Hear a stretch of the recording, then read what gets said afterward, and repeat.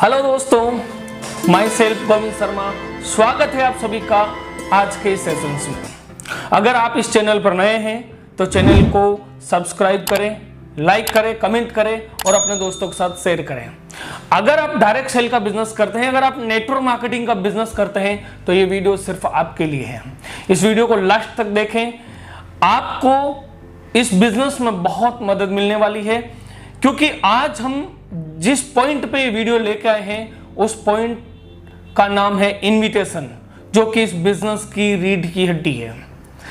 आज हम बात करेंगे कि इनविटेशन करते समय ऐसे कौन कौन से पॉइंट्स है जो हमें ध्यान में रखने चाहिए, या फिर हम ऐसी कौन कौन सी गलतियां करते आ रहे हैं जो अब हमें नहीं दोहरानी है।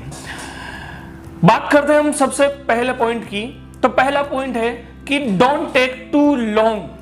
ध्यान रखें दोस्तों, इनविटेशन ज्यादा लंबी नहीं होनी चाहिए। जितना शॉर्ट टाइम आप इनविटेशन कर सकते हैं ये आपके लिए उतना ही बेस्ट रहेगा। यानी कि इनविटेशन का जो क्राइटेरिया, जो लेंथ है वो ज्यादा लॉन्ग नहीं होनी चाहिए, डिस्कशन ज्यादा बड़ा नहीं होनी चाहिए। शॉर्ट टाइम में आपको इनविटेशन कंप्लीट करनी है। बात करेंगे पॉइंट नंबर 2 की। तो आपको जिन लोगों को आप इनविटेशंस कर रहे हैं या जिन लोगों को आप इनविटेशंस करने वाले हैं उन सभी का आपको लिखित में रिकॉर्ड रखना है, मेंटेन करनी है। उस रिकॉर्ड को मेंटेन करके आपको प्री प्लान बनाना है कि मुझे किन लोगों को इनविटेशन करनी है, और जिन लोगों को मैं इनविटेशन करने जा रहा हूं उन लोगों को मैं किस तरीके से, किस वे में मैं टॉकिंग करूंगा, किस वे में मैं बात करूंगा। एक प्री प्लान पहले से कंप्लीट होना चाहिए कि मैं जिन लोगों को बात कर रहा हूं वो कंफर्टेबल किस पे हैं, कॉल पे हैं, चैट पे हैं, या 1-to-1 मीट करके हैं, पर्सनली मीट करके हैं, किस तरीके से वो इस चीज को क्लियरली समझ पाएंगे, मैं उनका प्री प्लान पहले से कंप्लीट करके रखूं। बात करते हैं तीसरे पॉइंट की, फाइंड बैकग्राउंड। किसी को भी आप इनविटेशन कर रहे हो, इनविटेशन करने से पहले उस प्रोस्पेक्ट्स की, उस गेस्ट की बैकग्राउंड के बारे में आपको पता होना चाहिए। अगर नहीं पता है तो प्लीज उसके बारे में थोड़ा पता करिए, ताकि आपको इनविटेशंस के टाइम पे जब आप बात करेंगे तो बात करने में आपको आसानी रहेगी, और आपका जो टॉकिंग वे है वो एक कॉन्फिडेंस वाला बन जाएगा अगर आप उनका बैकग्राउंड के बारे में जानकारी ले लेंगे।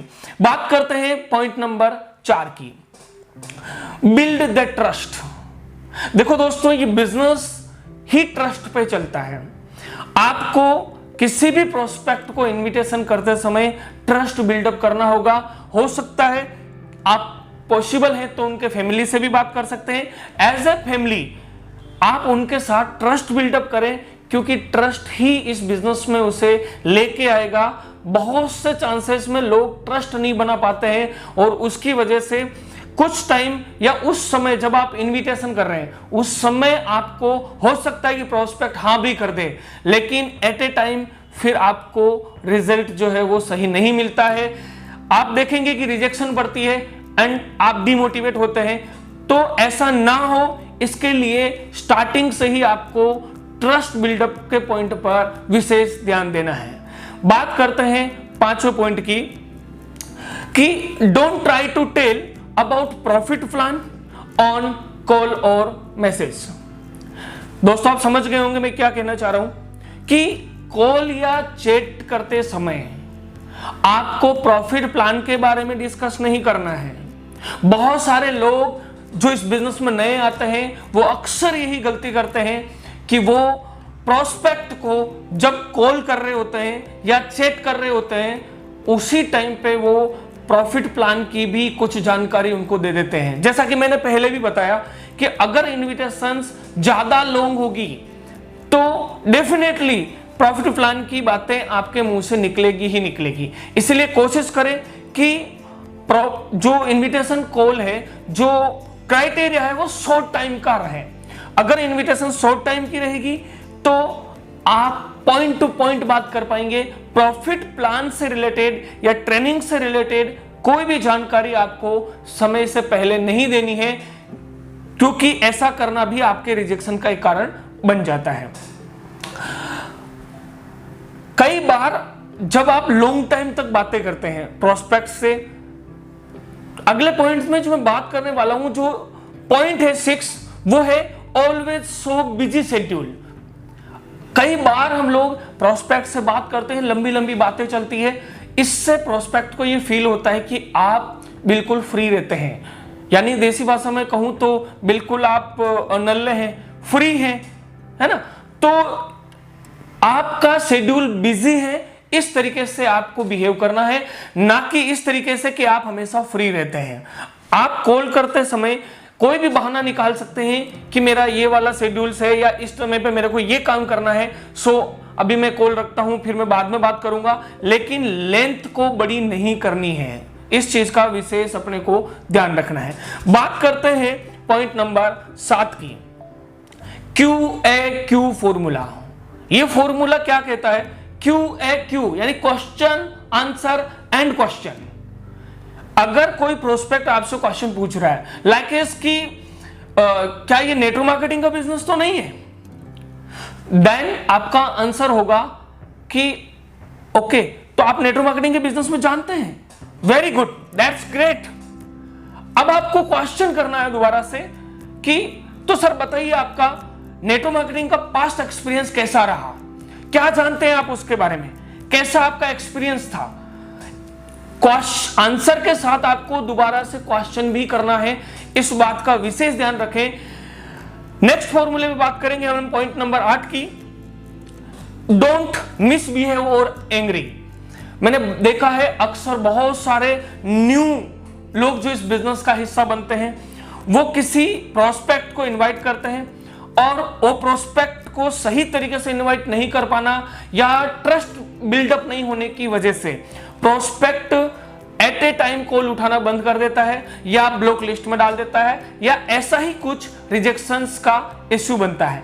तो अक्सर मैंने देखा है कि नए लोग उस प्रोस्पेक्ट के साथ मिसबिहेव में बात करते हैं, गुस्सा हो जाते हैं या फिर वो भी उसे ब्लॉक करना शुरू कर देते हैं। तो गाइस मैं आपको बताना चाहूंगा कि इस बिजनेस में ये उचित नहीं है, क्योंकि आपका काम है किसी को इंफॉर्मेशन देना, किसी को इनविटेशंस करना, सही एंगल से इनविटेशन करना। हो सकता है कि वो पर्सन अभी नहीं आया है, उसके पीछे कोई खास रीजन हो, उस रीजन को अंडरस्टैंड करना है, उस रीजन को समझना है।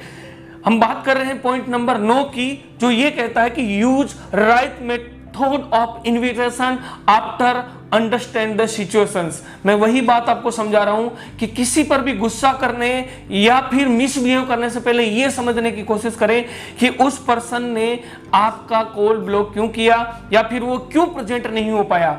हो सकता है कि वो पर्सन इसलिए प्रेजेंट नहीं हो पाया क्योंकि वाकई में ऐसी कोई सिचुएशन उसकी फैमिली में आ गई थी जिसकी वजह से वो नहीं आ पाया। तो प्लीज अगर पॉसिबल है तो उन्हें सही समय दें, उन्हें पहले से ही राइट टाइम दें कि आपके पास ये 2 डेट है या फिर 2 टाइम है, उसमें से एक टाइम आप अपने सुविधा के अकॉर्डिंग चूज कर सकते हैं कि किस ट्रेनिंग्स में आप जो है अपने आप का टाइम मैनेज कर सकते हैं, अवेलेबल रह सकते हैं और आपको चांसेस है कि इस तरीके से टाइम देने से आपका रिजेक्शन का चांसेस कम हो सकता है। बात करेंगे पॉइंट नंबर 10 की, सपोर्टिंग माइंडसेट आपको बना के रखना है। आपका उद्देश्य किसी व्यक्तिगत पर्सन को सिर्फ एक बार प्रोडक्ट सेल करना नहीं है। आपका उद्देश्य होना चाहिए कि जिस पर्सन को मैं इनवाइट कर रहा हूं, मुझे उसकी लाइफस्टाइल चेंज करनी है, मुझे उसको ग्रोथ करने में मदद करना है, उसको सक्सेस बनाने में मदद करनी है। इस तरीके का अगर आप माइंडसेट लेके चलेंगे तो डेफिनेटली आपका जो बिहेवियर है और जो आपका माइंडसेट है वो हमेशा आपको लॉन्ग टर्म ले चलने के लिए आपका सपोर्ट करेगा एंड डेफिनेटली पॉसिबल है कि आपका रिजेक्शन का चांसेस भी बहुत कम हो जाएगा। बात करते हैं पॉइंट नंबर 11 की, कॉलिंग की हैबिट बनाइए। जब भी आप इनविटेशंस करते हैं कॉलिंग की हैबिट बनाइए, लोगों से बातचीत करने की हैबिट बनाइए, क्योंकि मैंने देखा है कि अक्सर बहुत सारे लोग जो बहुत टाइम से कॉल नहीं करते हैं, इनविटेशंस नहीं करते हैं और अचानक से बहुत टाइम बाद जब किसी से बात करना शुरू करते हैं तो उसे हेजिटेशंस होती है, डर लगता है कि मैं कैसे बात करूं। अगर आप बात करने का जो कॉलिंग का हैबिट्स क्रिएट कर देंगे तो डेफिनेटली आप देखेंगे कि एक धीरे धीरे आपका जो हैबिट्स इंप्रूव होता जा रहा है और डेफिनेटली एक टाइम के बाद आपको कॉल पे बात करने से डर नहीं लगेगा एंड डेफिनेटली आप कॉन्फिडेंस के साथ ऐसे शख्स से बात कर पाएंगे और इससे आपका रिजल्ट और भी बेटर मिलने वाला है। बात करते हैं लास्ट एंड फाइनल पॉइंट 12 की, analysis of the call and chat as a mirror. बहुत अच्छा पॉइंट है जो ये कहता है कि आपको इनविटेशन करने के बाद ये देखना होगा कि प्रॉब्लम कहां है, मैं क्या गलती कर रहा हूं, और इसके लिए सबसे अच्छा मेथड है कि आप अपने कॉल डिटेल्स को यानी कॉल रिकॉर्ड को या फिर चैटिंग की हिस्ट्री को एक बार सुने या फिर रीड करें। अगर आपने कॉल रिकॉर्ड किया है तो उसे एक बार सुने कि आपने उससे कैसे बात करी थी और उनसे बात करते समय आपने कहां कहां क्या क्या गलती की थी जो आपको दोबारा से नहीं दोहराना है। अगर आपने चैट की है तो चैट को दोबारा से पढ़ें कि आपने ऐसी कौन सी गलती उस समय करी है जो आपको दोबारा नहीं दोहराना है। इससे हम अपनी कमियों को खुद से दूर कर पाएंगे और धीरे धीरे इन्विटेशंस के अंदर एकदम परफेक्ट होते जाएंगे।